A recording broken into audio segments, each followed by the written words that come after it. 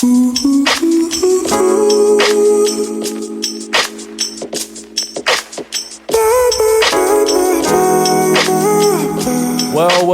friends, what's good? It's your boy Sanchez and Cedric, and we are back in the saddle, coming to you live from, for me, I'm at Anderson University at a camp this week, and Cedric is in his lovely, freshly painted office, right. I see.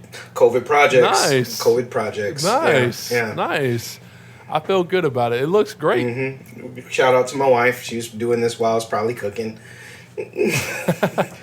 Word. This office and the dining room and the front room, she painted. I helped her get the wallpaper down off the one wall in the front room, but I left the painting to her. I cooked, made her a nice meal for her labor. Nice. And I am at a camp that I do every year called Boy State, where rising juniors in high school, the best of the best in the state, they come together. This year we're a little bit low because of COVID. We have about 600 boys, and they come, they run a mock government, they learn about politics, they learn about business, law school, music school, all sorts of things. They get into parties. Isn't there a documentary on Boy State? Yeah, there is a documentary on Boy State. But it was in Texas, right? And it was awful. Sorry, Boy State. Y'all should have filmed South Carolina, because South Carolina is the best Boy State in the country, but I digress. So I'm here for a week. I'm over the music school, the talent show, and we do like a Saturday night live band thing. So It's super dope. A lot of fun. And so I'm here for the week, and I'll be back in town later on this weekend. And so, but Cedric and I, we wanted to jump on here and talk about a few hot topics, a few things that we've been brewing on. But again, this wouldn't be possible virtually and the way we're doing it without our Patreon. So shout out to our Patreons, our new Patreons. Thank you all for supporting us and sustaining this podcast during this COVID season. And even today, we appreciate it. And today, Cedric, what we talking about, my man? Yo, there's so many things we could talk about, because we actually haven't talked about some things in a minute. Not pretty much since the George Floyd trial, or not. What am I like? Sorry. Yeah. The Officer Derek Chauvin trial, verdict coming in.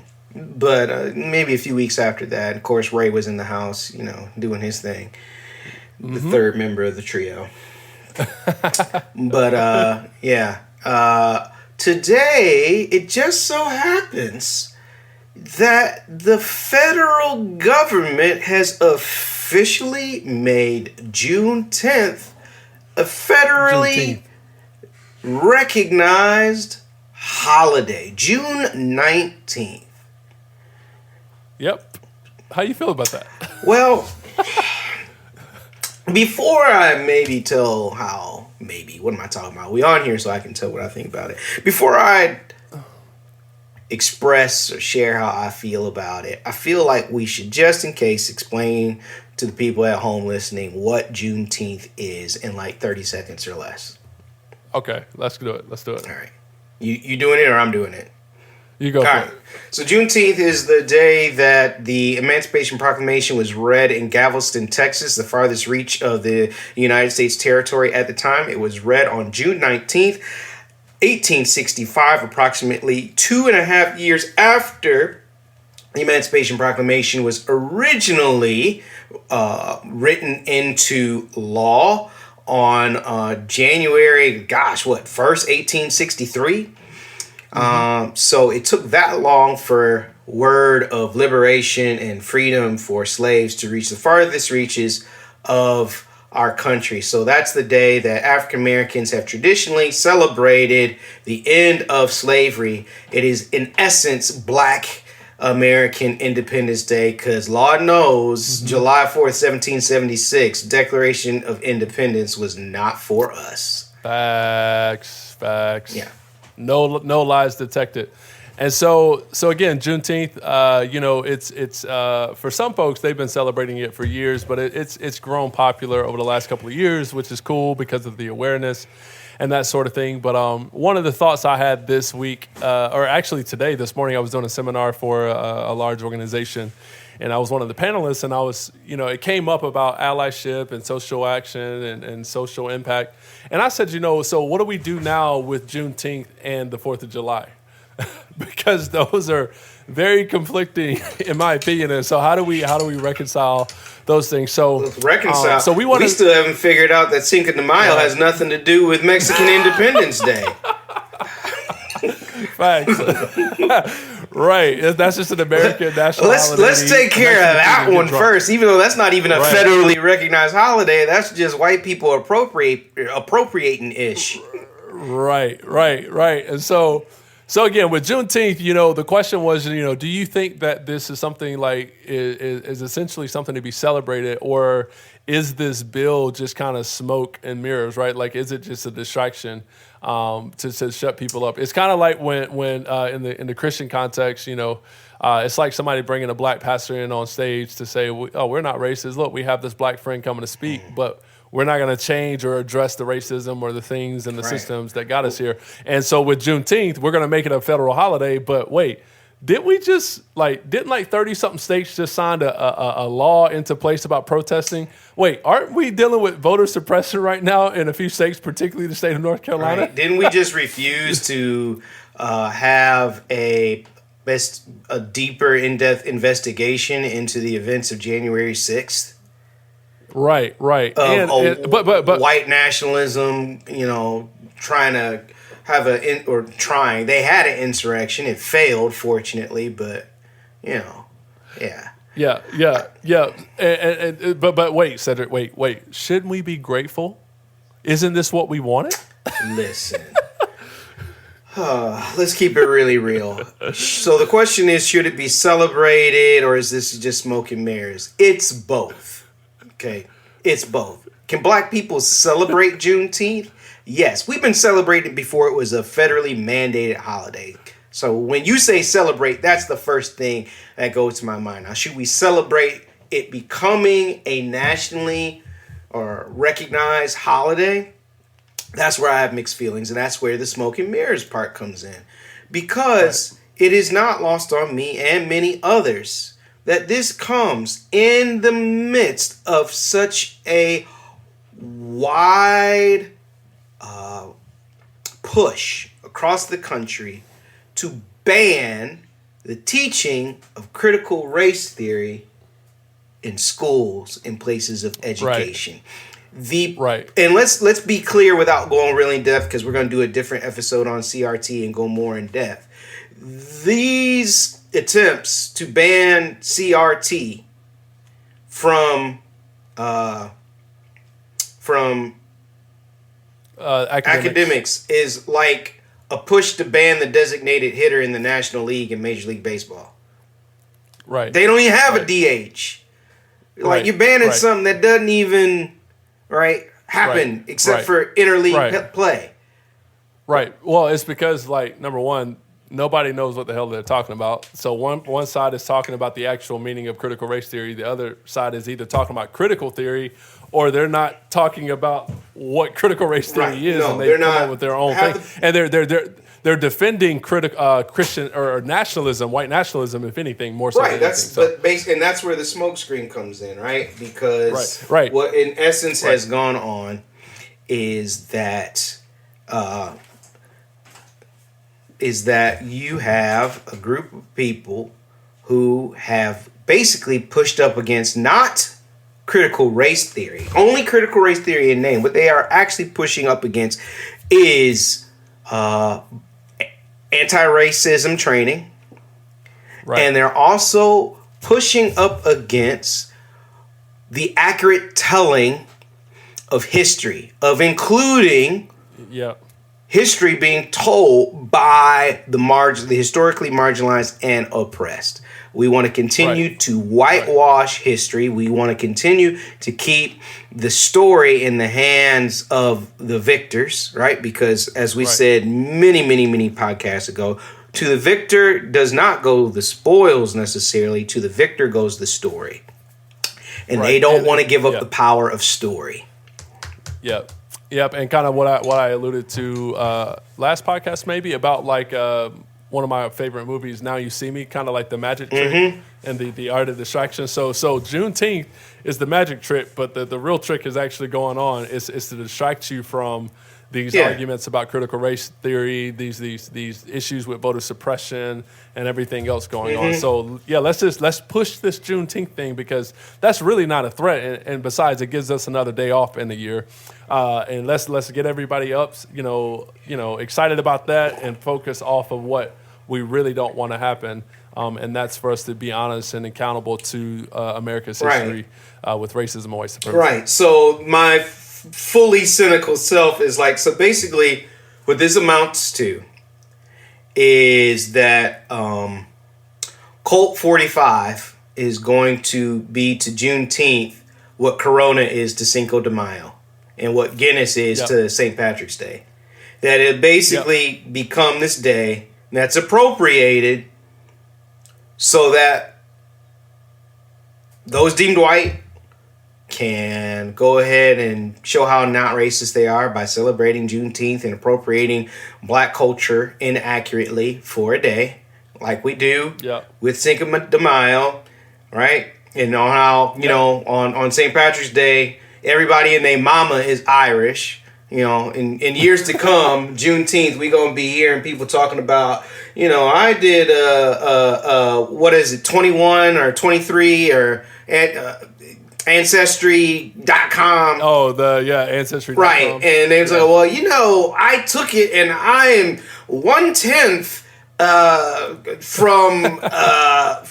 from Ghana. So, right.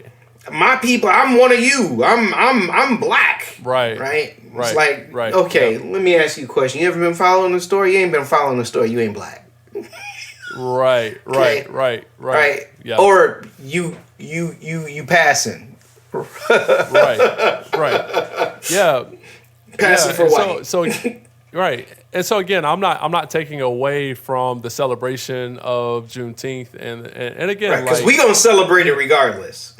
Right. I'm definitely not taking away from it, but I'm also not going to allow it to distract me from the work that has to continue on and telling the truth about America, and so that we can move forward. I get asked, from particularly white people, well, what do we need? What do we need to do? What's next? What's the solution? Well, stop asking that question. Like you got to go back and learn and understand how we got here in the first place. You have to go back and learn and understand why this is an issue in the first place. And so I think without learning and actually going back in history and understanding the severity of the issue, that's where the misstep is. And so we just see this as a ploy, as a trend, and as an opportunity to inauthentically be in solidarity with black people in America. Right. And then like it's like, okay, we're going to get lit and celebrate Juneteenth, but we're also going to simultaneously, in good consciousness, still celebrate the 4th of July. Well, I don't have a problem with them celebrating the 4th of July. I really don't. No. That is, but I'm saying, like, just the dichotomy of not understanding the differences between the two. The historical differences is what I'm referring to. Yeah. But you know where they could learn about the historical differences? Where? Critical race theory. But it makes sense, because think about it. What's the thing? For years, long before we ever even knew each other, we will often hear, if we started talking about race, what was the most commonly repeated thing that we would hear? Was slavery's over. Slavery's over. So it makes sense, if you really think about it, to recognize Juneteenth, because it's also this kind of backward, sly way of saying the end of slavery was also the end of your grievance and your complaint. That's good. I think somebody actually said something about that on my Facebook post. Okay, I didn't see it, so I ain't plagiarizing. Yeah. But no. Something you said got me thinking, because you made a pop culture reference, and listeners of the podcast know I love pop culture references. Now, I've never seen Now You See Me, not the first one, not the second one, but I have seen The Prestige with Hugh Jackman and Christian Bale. Christopher Nolan movie. Have you seen it? I haven't. You'll like it. You should watch it. I have it. You can borrow it. I have to buy a DVD player, bro. Yeah, facts. Ours is borrow yours. Right. You know what? This is gonna sound real bougie, but I might have an extra ones lying around somewhere. Just so you know, the Lundys ain't broke. But yeah, so it's The Prestige is, in essence, Hugh Jackman and Christian Bale's characters are both magicians, and they start off as friends, but they end up competing against each one another, and it just gets out of hand. But here's one of the main quotes from the movie, which goes back to what you were describing from Now You See Me. Here's a quote. Every great magic trick consists of 3 parts or acts. The first part is called the pledge. The magician shows you something ordinary, a deck of cards, a bird, or a man. He shows you this object. Perhaps he asks you to inspect it to see if it is indeed real, unaltered, and normal. But of course, it probably isn't. So in this case, the pledge would be post Ahmaud Arbery, Breonna Taylor, and especially after the George Floyd video. There was a pledge made. There was a pledge made by white America to do better and to really start to work towards ending racism. Notice, I did not say anything about dismantling white supremacy. Okay? Now, the quote goes on. The second act is called the turn. The magician takes the ordinary something and makes it do something extraordinary. Now you're looking for the secret, but you won't find it because, of course, you're not really looking. You don't really want to know. You want to be fooled. Right? That's so good. So here it is. Say the pledges, we're going to end racism. So we take this ordinary thing, anti-racism, education, right? But here's the turn. They take that thing that is anti-racism, education, and they make it do something extraordinary. They take it and they turn it into critical race theory and then call that thing the actual racist thing. Right. Right? But that's so good. You won't find it because, of course, you're not really looking. You don't really want to know. You want to be fooled.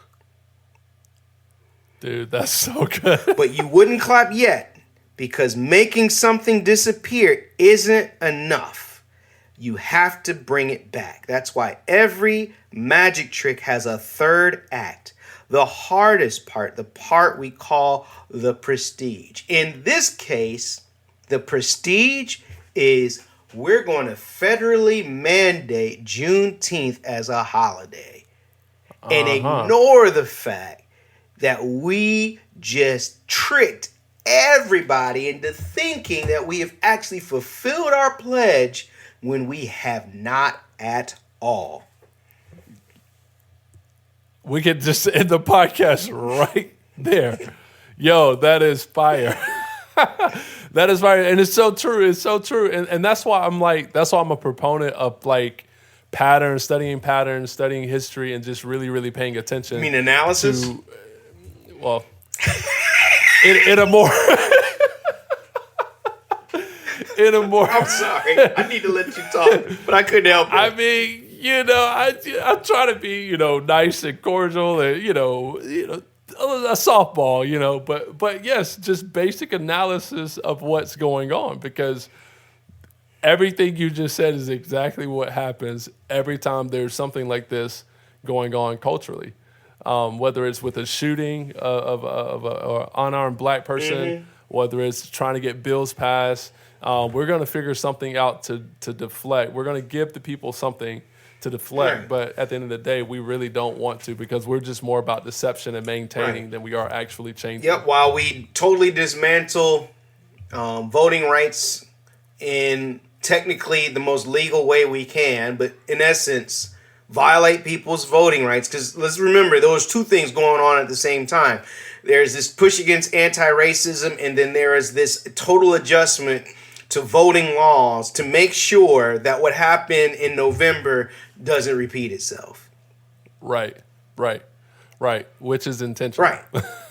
Very intentional. And so to again, keep saying that the election was stolen or inferring and implying, and just pretend like January 6th never happened. It's a bad dream. Right. We can move on. Right. And the only thing historically we've learned is that the Republican Party has been the only party to make that argument historically. Right. About the vote. And again, this is not a shot at Republicans or Democrats. That's not what I'm about. But this is the facts. Like we've got to acknowledge. So again, I think that's why, based on everything we've said, like, yes, I'm going to celebrate Juneteenth and participate and obviously be grateful, be quote unquote grateful for the holiday and the day off. Sure.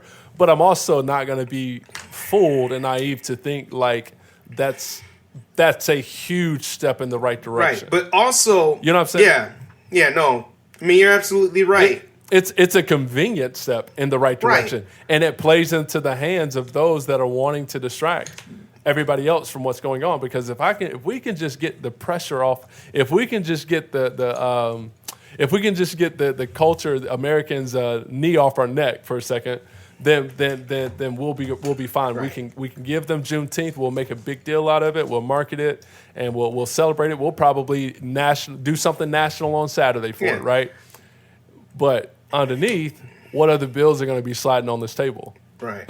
Well, what else are we going to be doing in the meanwhile in another back room, right? Because this will be on the up and up. And it won't be something else that's tucked into, used to be that piece of legislation. It'll be something else that's on the back burner. Because, look, they don't need to sneak anything else in it because it got unanimous approval.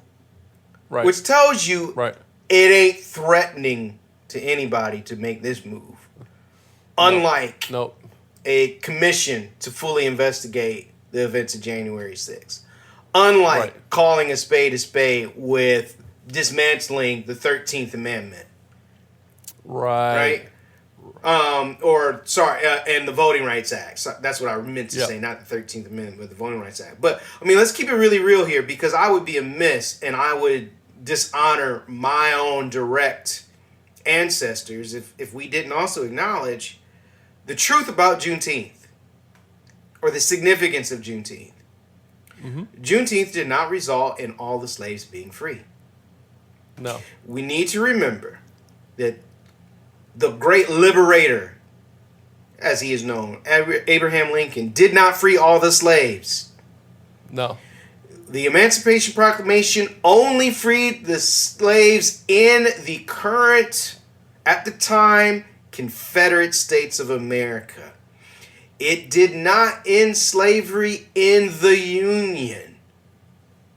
Right. So Tennessee, who was a part of the Confederacy when the Civil War started, but got out of the Confederacy before the Civil War ended, did not legally have to or be required by the Emancipation Proclamation free the slaves. Slavery continued in the state of Tennessee.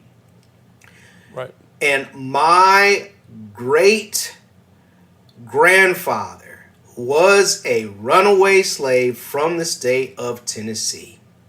I've told the story before on the podcast. I'm not going to tell it all again, but in essence, my great-grandfather, my granny on my father's side's father, had been imprisoned for helping out another slave in the field who was sick, meet his quota.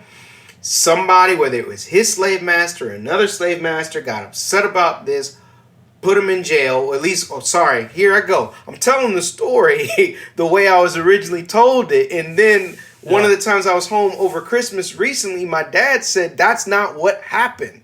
Because I had seen my Aunt Miriam post something about what had really happened. See, here I go. Short story all of a sudden become a long story because I told it the wrong way the first time. Right? But so I saw my Aunt Mary post something about, in response to some kind of post that somebody said about how many of y'all's like great granddaddy like basically had to flee to the north for whipping some white person's tail. And my Aunt Miriam was like, "Yep, my granddad." And I was like, "What?"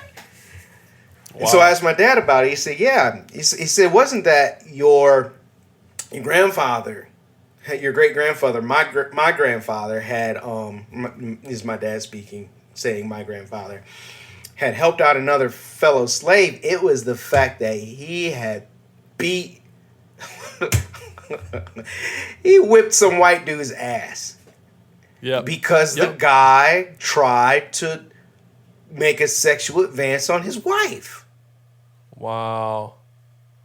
So he had gotten put in jail.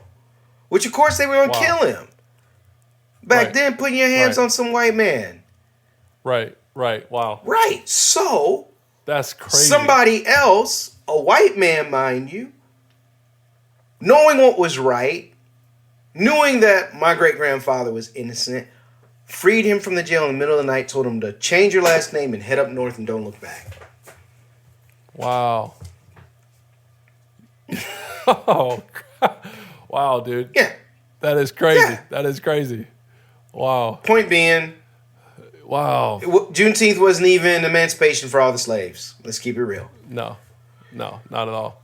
And not at all. So what do we do with this information? You know, like, again, I think this brings us to another point that you and I talked about of how this work of anti-racism in general can be very difficult at times because, you know, I had a conversation or I've been having a conversation and I got a message about like for allyship, right? Like the tensions of, okay, well, should I celebrate this? Wait, should I not celebrate this? Like, wait, what do I do? Like, you're telling me I should use my privilege, but when I use my privilege, you tell me to sit back and shut up? Or like, how do we navigate these dual tensions that we face where like we just addressed with Juneteenth? Yeah, I'm going to celebrate it, but I'm also not going to deny the other reality with what's going on. Yeah, I would tell allies, specifically those deemed white, that if you're seeking to somehow acknowledge and celebrate Juneteenth, then find out what Juneteenth celebrations are happening in your town or city. And here's the important part. That centers black voices. Yeah. And go and participate. Don't dictate, participate. Right. And if you get culturally uncomfortable, if you get uncomfortable, then there's some cultural work that needs to be done. Right. Because I remember a year ago, some Juneteenth celebrations and protests and marches and all this stuff. A lot of white allies came out and they just could not culturally handle it. Mm-hmm. You know, and then you mean it was too black? It was too black, and so there was an opportunity for some education and some exposure of how racist ideas have shaped them to come and police black people in public. Yes. And you and I have talked about that even within our own lives of these subconscious racist ideas that we've subscribed to that lead us to policing our own people. But see, that's the thing. When you know that you're no longer, you're free of tokenism, is you stop policing your own blackness and the blackness of others. Yep, exactly. And so I would say, to your point, if you're someone who's deemed white and you go into these spaces that are predominantly black and find yourself wanting to police blackness in that space, number one, this is going to sound weird, but that's actually really normal. Because... And it's evidence that we live in a inherently white supremacist country. That it is so hardwired both anyone who lives in this country to police blackness and to try to restrict expressions of black culture. Even when you are in black spaces as the, quote, only one that isn't black and you still feel that need, Yeah. You need to stay despite your discomfort. Right. Instead of being like, I don't feel comfortable, or this just isn't for me, or whatever. Like, you need to stay, and you need to learn to be uncomfortable so that you can learn to be more comfortable with those expressions. And comfort doesn't mean that you have to do all the same stuff that they're doing. You can just appreciate it. Right. And if it's uncomfortable, there's a chance, like, you probably just need to spend more time in it. Right. You know what I'm saying? Like, a lot of people, a lot of allies are newer, woke, quote unquote, allies that only read books, but don't have the relationships and the experiences. This is where that cognitive dissonance come in, right? And so if there's a level of discomfort around other cultures, when the cultures are and the people are being their full selves or bringing their full selves, then there's a chance that you need to be there. But here's the problem that I've seen is when guys like you and I, they are used to us assimilating and code switching, and then they see us in these environments. Wow, I've never seen that side of you. Like, well, that's because I hadn't brought my full self to you, right? That's because I know you don't appreciate my full self. Or even if I don't know, I don't want to take that risk because it might not be safe. Correct.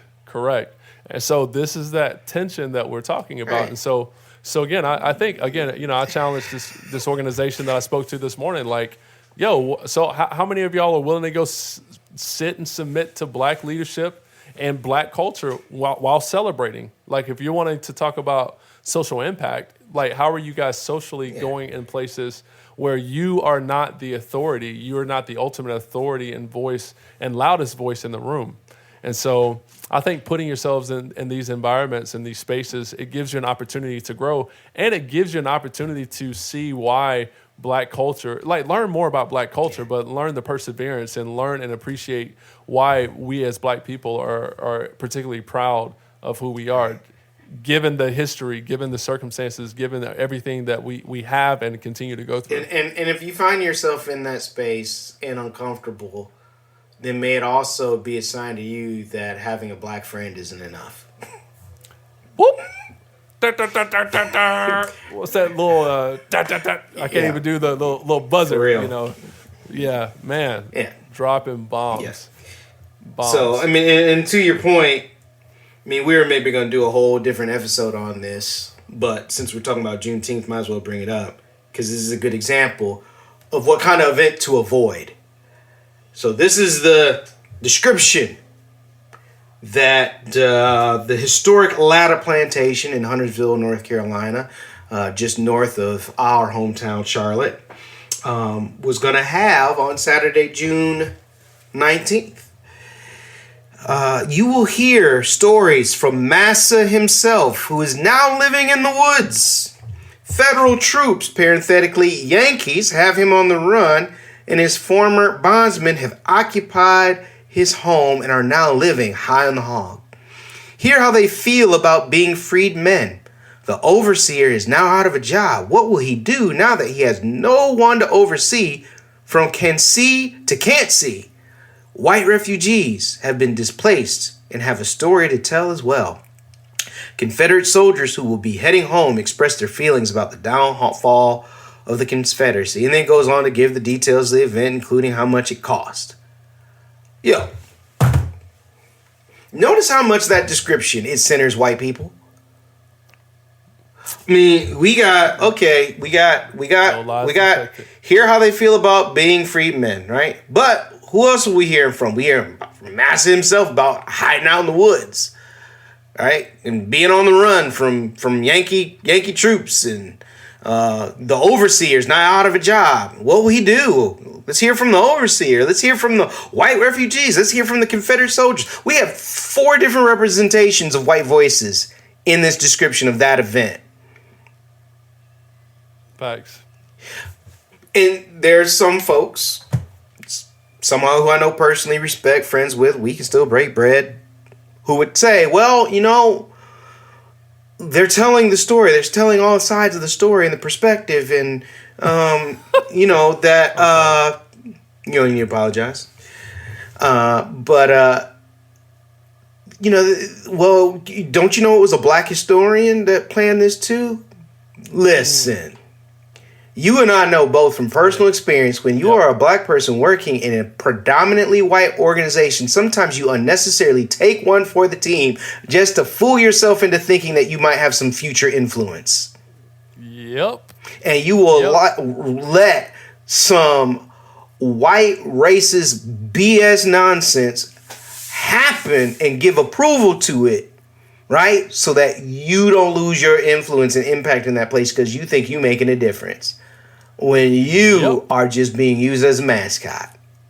Yep. So to the local historian, whatever his name is, black guy who put this on and then won't apologize for the what they had planned and wanting to give bruh. Whether or not, right? Because he said, well, we will never forget the voices of our ancestors. Bro, that ain't the point. The point is that you have the voices of our ancestors being drowned out by white voices. Right. You are censoring the very voices that our ancestors had to be freed from. Right. Stephen. Right. Right. Yeah. Bro, listen. Yeah. Literally, you're doing it an injustice. Right. As our good friend and friend of the podcast, Justin Perry, said in a fabulous Facebook post, that's like centering heterosexual voices on a celebration of Stonewall. That's like centering the voice of Nazi soldiers and the overseers in a concentration camp on the day that we commemorate the Holocaust. That's like saying, you know what, on 9/11, what we really should do? We should have some kind of dramatic presentation that we also hear from the guys who hijacked the plane and flew it into the buildings and Osama bin Laden himself. We're going to also recognize the voices of the people who were on the plane and died, the 3,000 people who died that day. But we also should, make sure, just so we hear all sides. Facts. Yeah. The guys who hijacked the plane. Yep. And the voices of the Taliban foot soldiers. Right. Yeah. Oh man. Cedric for the win. Yeah, man. I ain't got nothing else to say, bro. Word. Let's wrap it up then, because there's playoff basketball. And we could always record another episode on another topic. Yeah, man. Or just wait until you get in town so you can hit them keys when I really get going on the organ. Bro. Listen. Thank y'all for listening. Make sure y'all following us on Instagram. Share this podcast with folks. Again, we're so grateful for our Patreons. We're so grateful for you guys listening. Make sure you write and review us on all your media outlets. We got some stuff that we're working towards. And so we're going to enjoy the summer. Recommendation summer reads for you: The Color of Law, The Fire Next Time, The Color of Wealth, and I would also recommend a short history on Reconstruction. Great reads, and Good start. we'll catch y'all soon. See ya.